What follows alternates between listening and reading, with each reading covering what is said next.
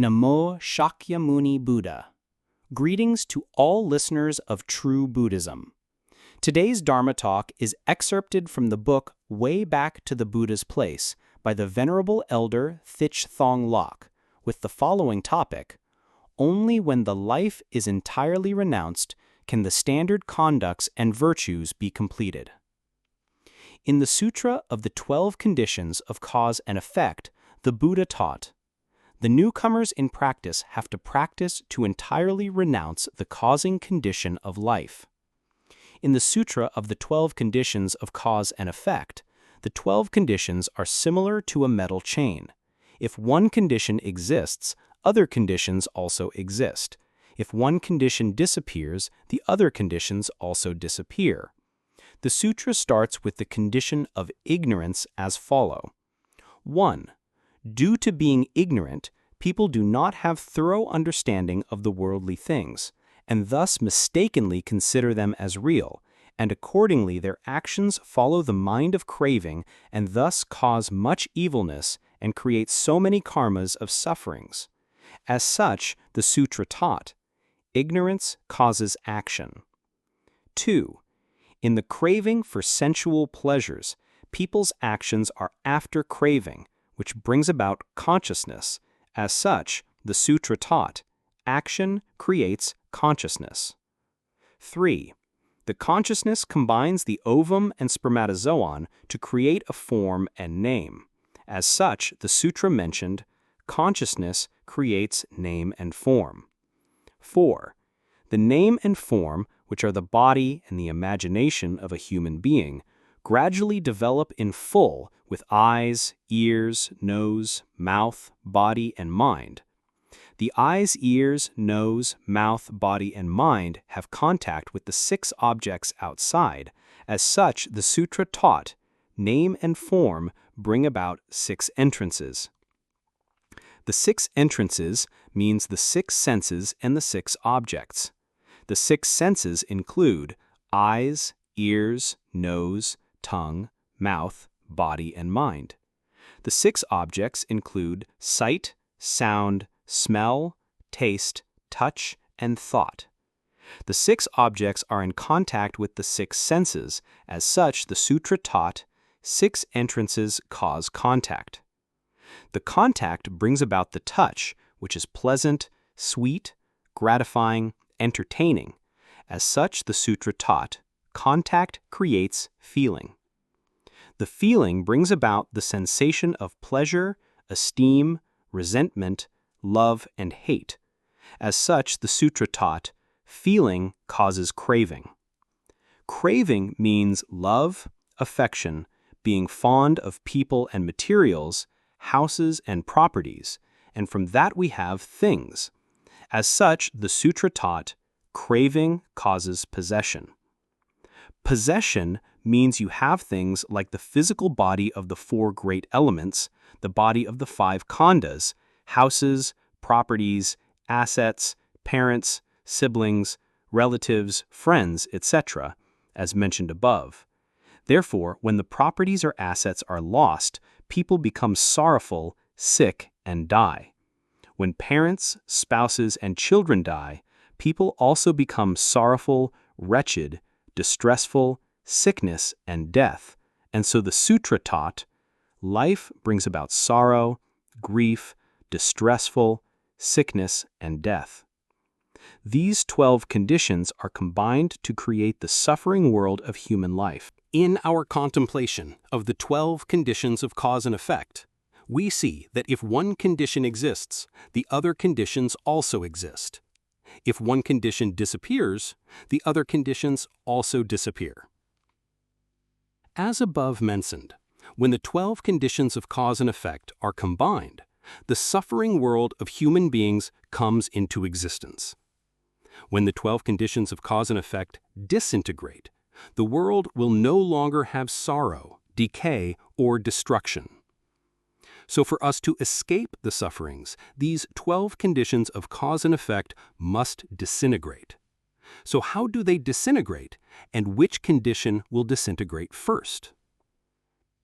The canons of Mahayana and Chinese Zenism focus on the condition of ignorance as the first to break, by enlightenment, i.e., by wisdom.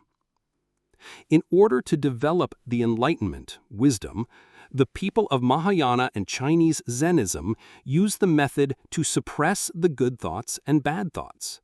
They consider the mind without good thoughts or bad thoughts as concentration, and think that such mind concentration would have wisdom.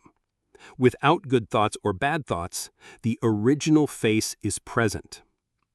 They consider that original face is Buddha nature. Buddha nature is the nature of awareness, and the nature of awareness is wisdom. With such methods of practice to develop the wisdom, they are wrong. They have no idea that such path of practice opens the wisdom of imagination. When the wisdom of imagination opens, the reasoning of the Mahayana people become transcendental due to imagination.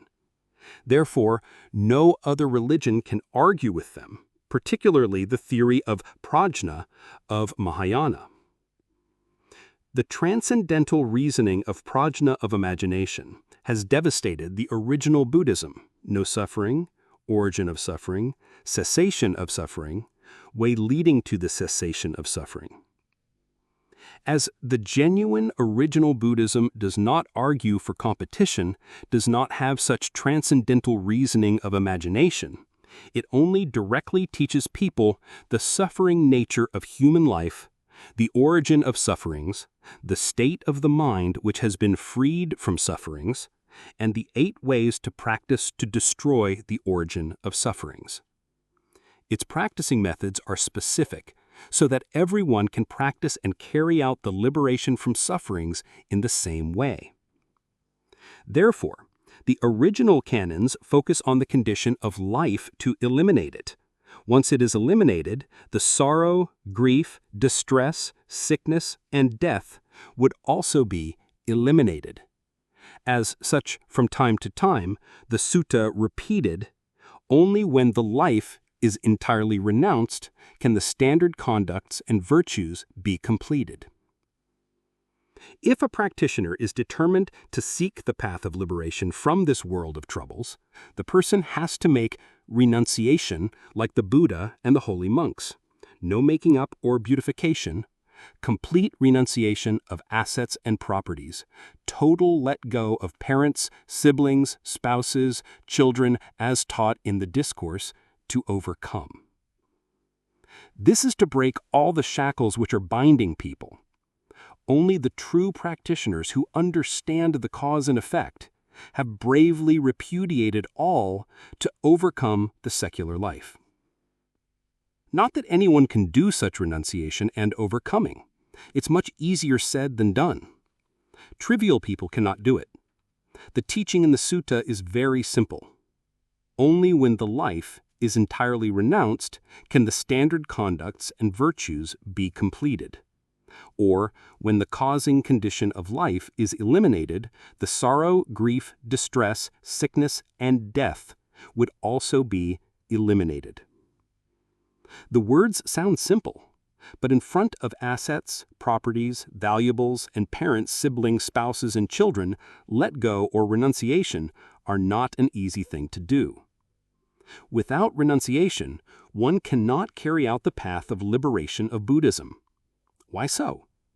Because Buddhism is the path of liberation, and if one is not able to break these invisible shackles which are binding him or her, how can this be called liberation?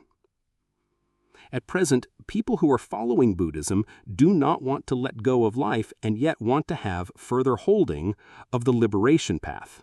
Both of their hands are holding things. As such, they practice in the manner of half ascetic life and half ordinary life. Now, the practice of the monks and the lay followers gets to nowhere. It's because their life of practice is not as it should be, and so is their ordinary life. It's really a waste of a life of practice. They practice so long to only see Buddhism brings fame and wealth to secular life. Following Buddhism, practitioners have to renounce the life. Only by renouncing the life can their minds be liberated from sufferings. Only when the mind is liberated from sufferings can it become pure. Only when the mind is pure can it enter concentrations.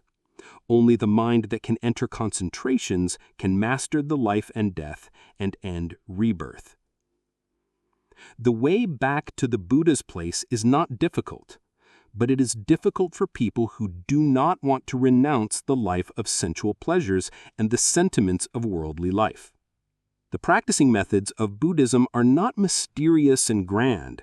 People just need to clearly understand that the worldly life is of immense and endless suffering nature. The life of going beyond the worldly life is to put an end to sufferings. There is no more sufferings. There is only this one life, a life of complete Buddhist practice, will end all sufferings. Thank you for joining this journey with True Buddhism today. Hope you all live without creating sufferings to yourselves, to others, and to all living beings.